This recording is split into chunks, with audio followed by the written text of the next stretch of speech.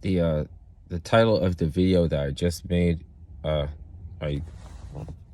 it, the topic can get so boring to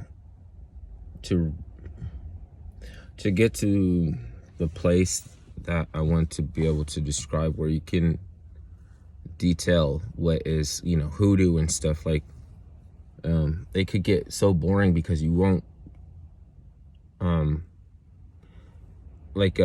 be able to know why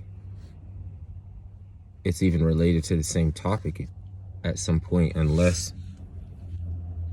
you know about why it applies, and then you would be getting into some stuff that's like super boring. More people can't even they can't put that much attention to it.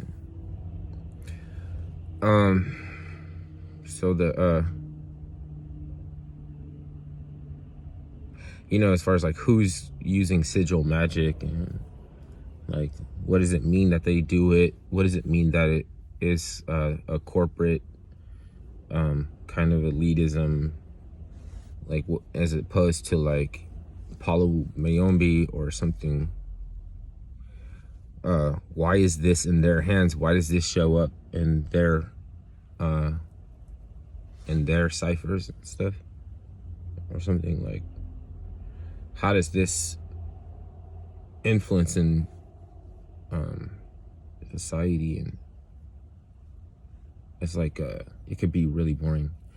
But as far as getting down to the root of subversive clandestine and tactics and stuff, you wouldn't even know these people, like why they have an interest or what they, because you would see like, okay, did you say that white people came from India or something? Like, why do they have the East India Corporation? I'm not saying that those people are witches. I didn't say the whole East India Corporation company. The whole East India company is L7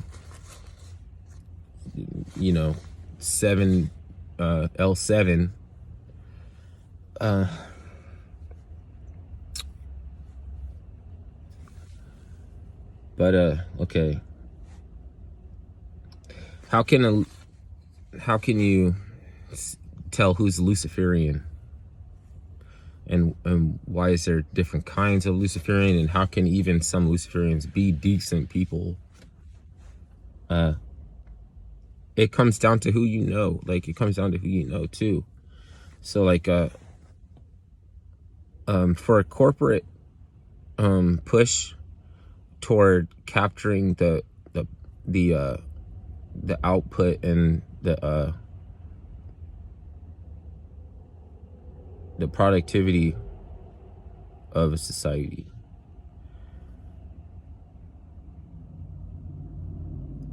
they're not, it's like they can get along sometimes, and sometimes they can't get along.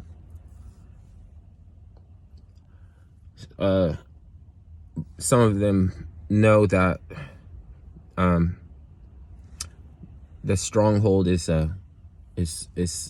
they can't recapture that push, that modality, that the productivity and everything. So they insource things like that in the past have shown cohesion.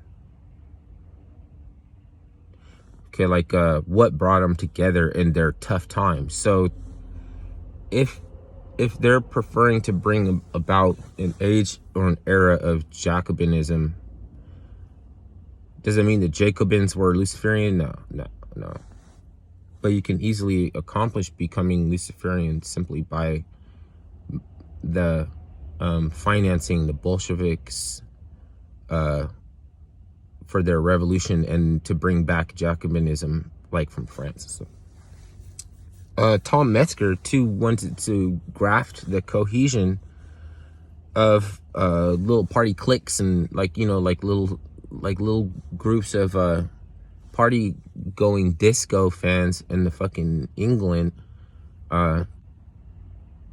listening to reggae and shit, and come up with cohesion for, you know, like an inclusive group that has it in the United States, like prison gangs and stuff.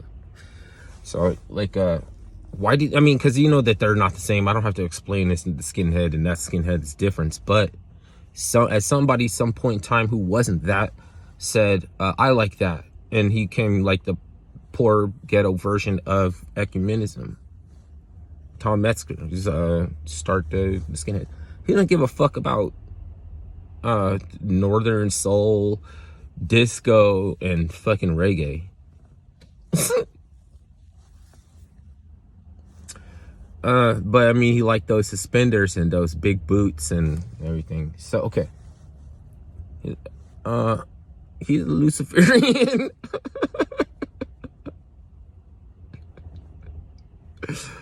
And but there's some Satanists that were in the skinheads that were cool, that I would consider that racism don't even apply.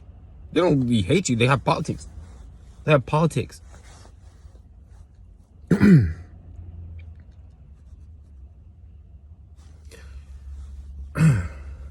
So, and they have a prison careers and stuff too.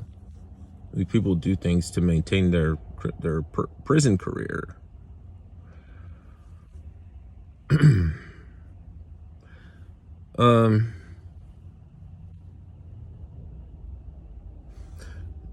Having like in a society that is not has not experienced a downfall because there's I guess enough austerity clashing with just the basic attempt to provide municipalities to everyone. Fucking they need to bring about actions, like they need people to take quick actions that wouldn't pay off in their best interest, but they're not, you know what I'm saying, they're not the ones that are gonna be brought down by the kind of reductive reasoning. And you know that it's reductive reasoning that they want to fucking engage when you have to go run up to somebody and take away his Dr. Seuss book so that you can have a discussion or something. Like, what the fuck are you talking about? Discussions. What kind of fucking discussions are you going to talk about?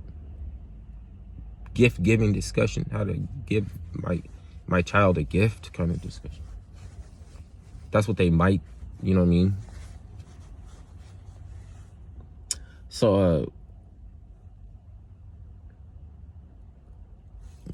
or, you know, instead of having a terminology for something like a procedure or something, you have to give it inflatable, fluffy fucking terminology, like to affirm that this is care. You wonder where the crazy eyes come from? Because this is too stupid. Because I don't gotta fucking go back and forth with you on this fucking minutia. I'll fucking pound you in the face. If I fucking can't overpower you, I'll take an ass kicking just so I can feel good about my fucking self. I'm not trying to talk tough and emasculate. I'm just saying that at some point in time, it might not be worth it. It might not be worth it to capitulate. Because only through your acquiescence is it possible for the depraved indifference and shit to get ahead. Then you want to see, look, people that existed during the time of like slavery in the South or something like that. Most of those people didn't have slaves. Most of those people couldn't affect one way or the other. Then slavery ended on a technicality, and these same motherfuckers can't admit that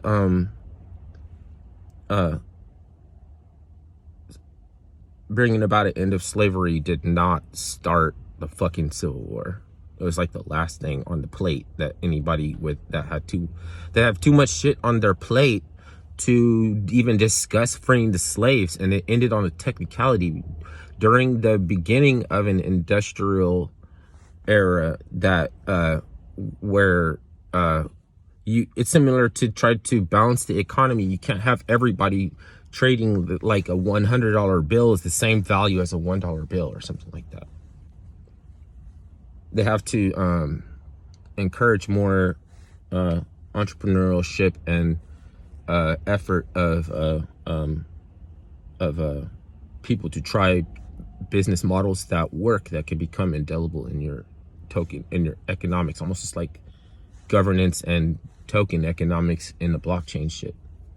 Voting, governance, and the ability, permission, trustless base back currency transactions, peer-to-peer, or yada yada.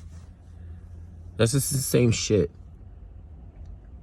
And they have to find the price, you know what I mean? It has to be a medium price. And so it's just like slavery became inefficient, and it became even though you can still drive productivity for your backwater thing, where there was even a couple of slaves that didn't even know that the laws changed it back into like 1980 or some shit. There were Maury Povich. I don't know if that's real or not, but you know, like the soldiers Japanese didn't know that the war was over or something.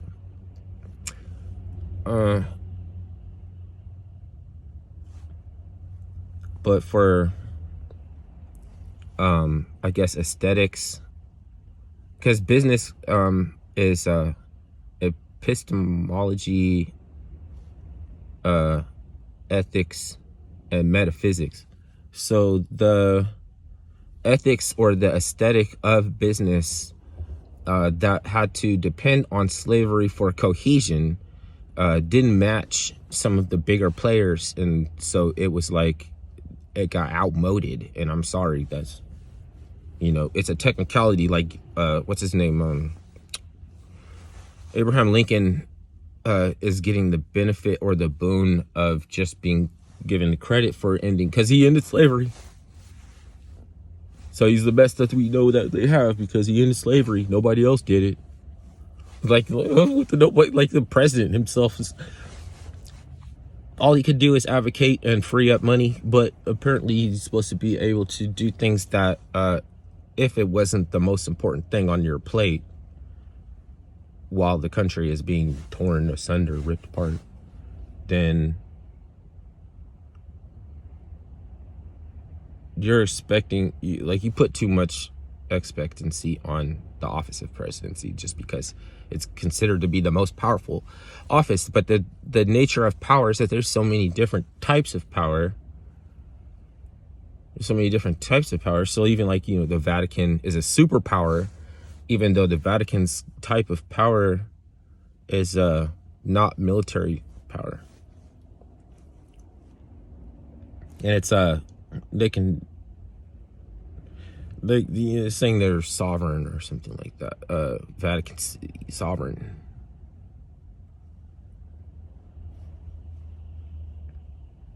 Kind of superfluous.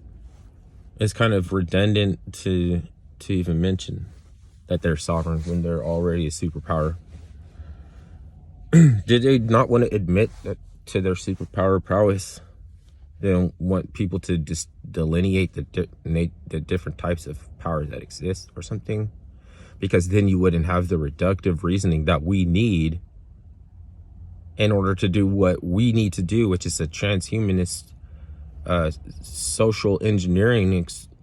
It's not the same thing as the even the great American experiment that got all those Masons, you know, like trying to build out on the mysteries and to their legacy and everything. Like that's like they're on some different shit too.